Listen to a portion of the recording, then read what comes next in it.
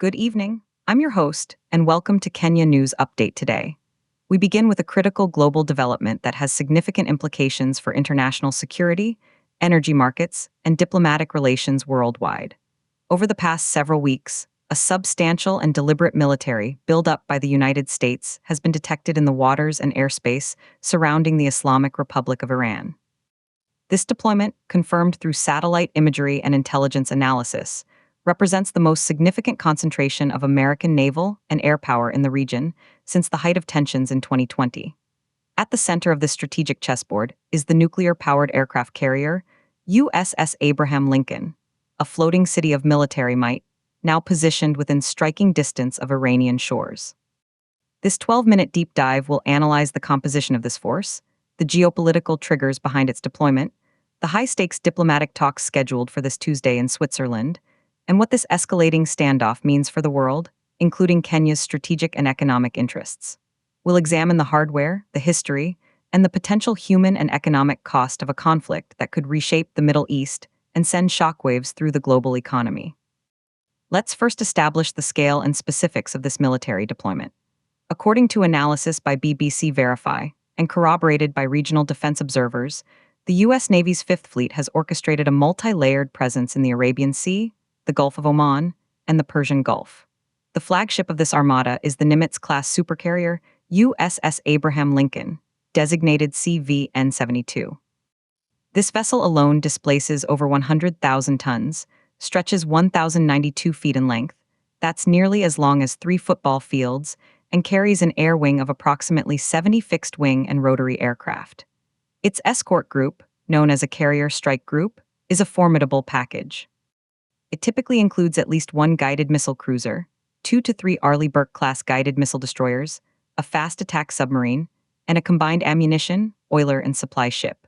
Based on standard U.S. Navy carrier group composition, we are looking at a single flotilla boasting over 7,500 personnel, more than 80 vertical launch system cells for Tomahawk cruise missiles and surface-to-air missiles on its escorts, and the carrier's own air power.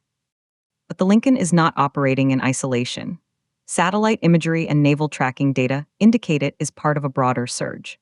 A U.S. Navy amphibious assault ship, likely the USS Essex or a similar vessel, has also been tracked in the region.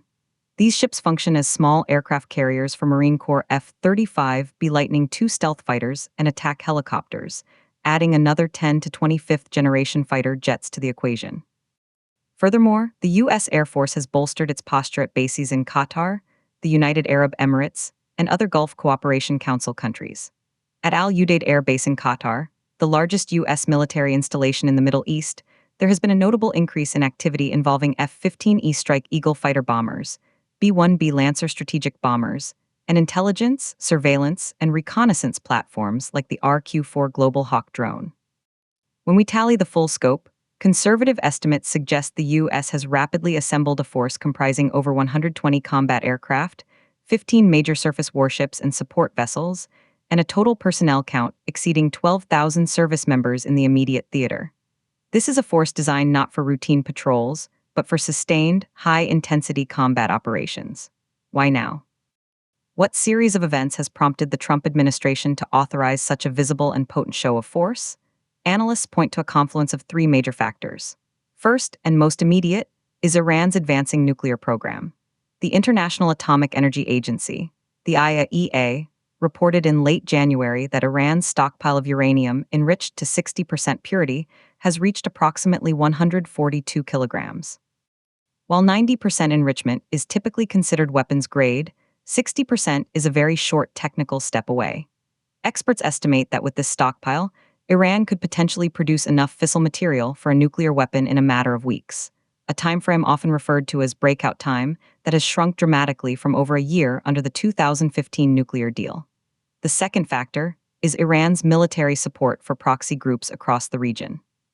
From the Houthis in Yemen, who continue to threaten shipping in the Red Sea, to Shiite militias in Iraq and Syria, Iran's network of allies presents a persistent challenge to U.S. interests and regional stability. The third, and more politically charged trigger, is the Iranian government's severe crackdown on nationwide protests that began last year. The U.S. State Department and human rights organizations have accused Iranian authorities of killing over 500 protesters and arbitrarily detaining more than 20,000. President Trump and his administration have framed the military pressure as part of a maximum pressure campaign 2.0, aimed not just at the nuclear file, but at what they term the regime's malign behavior both domestically and abroad. However, this American strategy is fraught with risk and is hotly debated within foreign policy circles.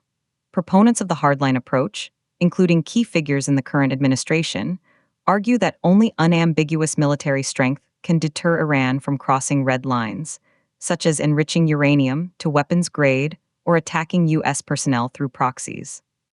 They contend that the visible presence of the Lincoln Strike Group is a necessary form of coercive diplomacy, backing up the diplomatic talks with undeniable leverage. They point to the 2020 assassination of Iranian General Qasem Soleimani, which they argue temporarily curtailed Iranian proxy aggression, as a precedent for successful deterrence through force. Critics, including many former military officials and diplomatic veterans, warn that this approach is dangerously escalatory.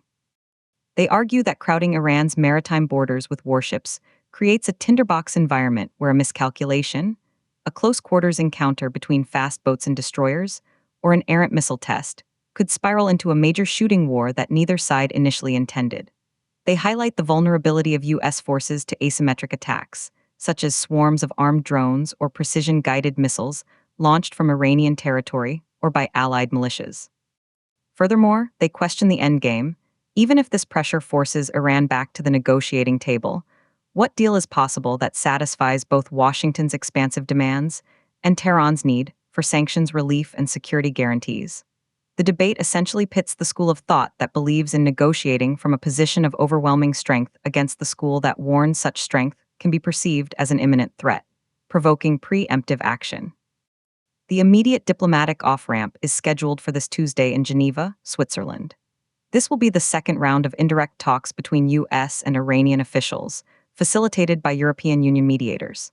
The agenda, as stated by Iran, focuses squarely on its nuclear program and the lifting of the crippling economic sanctions reimposed by President Trump after the U.S. withdrawal from the Joint Comprehensive Plan of Action, the JCPOA, in 2018. The American delegation, led by Special Envoy for Iran Robert Malley, is expected to push for a broader agreement that also addresses Iran's ballistic missile program and its regional activities. The shadow of the naval armada just over the horizon will loom large over the negotiating table. Iran has consistently stated it will not negotiate under threat, but the reality of its economic crisis, with inflation soaring above 50% and currency reserves dwindling, creates its own powerful pressure.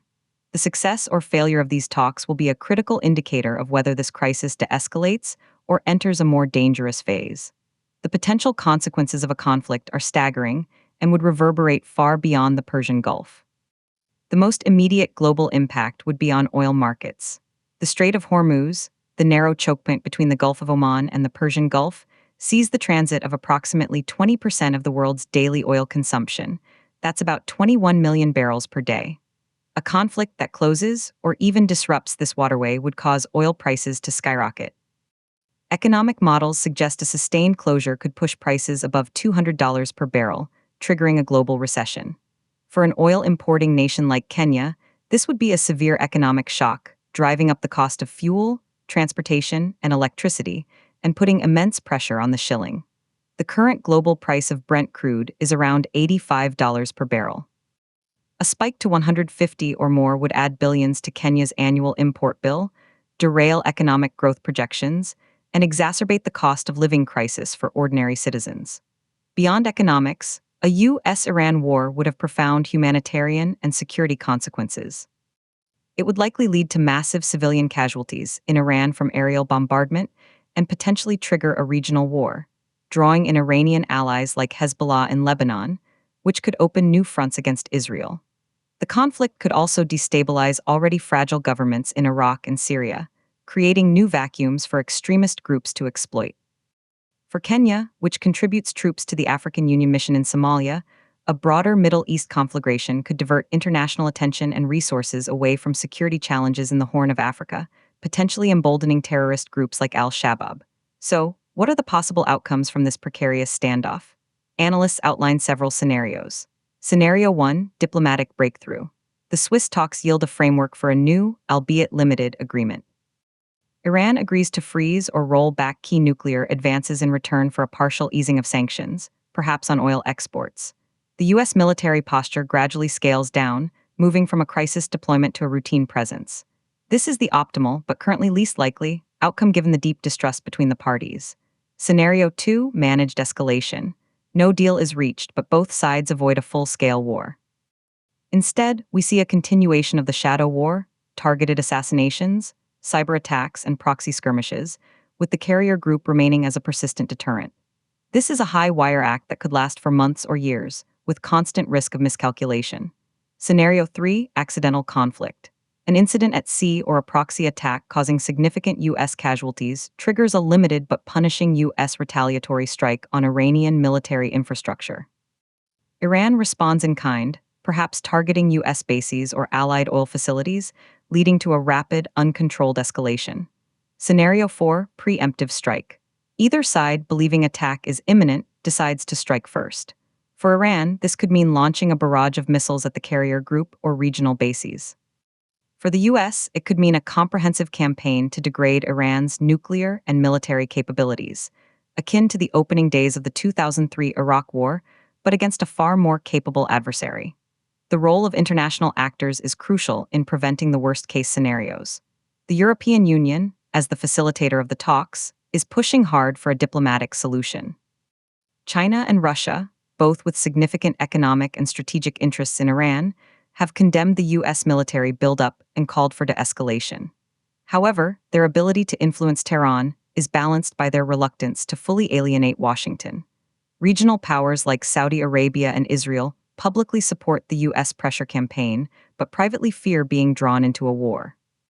For Kenya and other non-aligned nations, the imperative is to advocate loudly in forums like the United Nations for peaceful resolution and the inviolability of international waterways.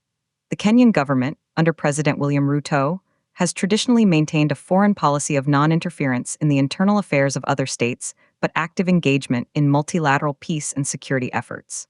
This crisis tests that principle, as its economic fallout would be inescapable. In conclusion, the satellite images of the USS Abraham Lincoln steaming near Iran are more than just a tactical deployment. They are a pixel in a much larger picture of great power rivalry, regional instability, and a failing diplomatic compact. The 12,000 U.S. personnel, 120 aircraft, and 15 warships represent a colossal investment of power aimed at altering the calculus of the Iranian leadership. As the world watches the talks in Switzerland this Tuesday, the stakes could not be higher. The choice is between a difficult, incremental return to diplomacy or a slide toward a conflict with incalculable costs for global energy security, regional stability, and the economic well-being of nations thousands of miles away, including here in Kenya. The coming days will be decisive. This is Kenya News Update Today.